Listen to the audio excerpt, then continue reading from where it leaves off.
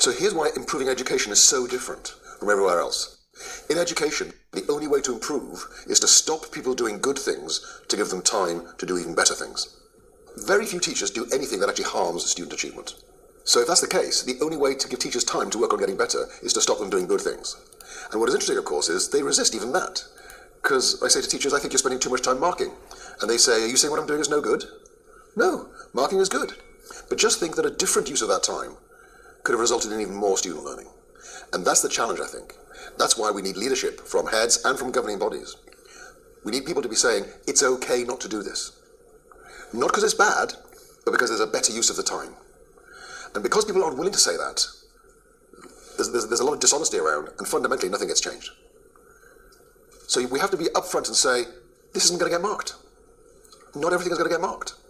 And when the parents say, why haven't you marked this book? Why haven't you marked everything my child has done? We say, because there are better things that we can do with our time. We could mark everything your child does. That means that we'd have less time to prepare teaching, and that means that the education your child would receive would be less effective.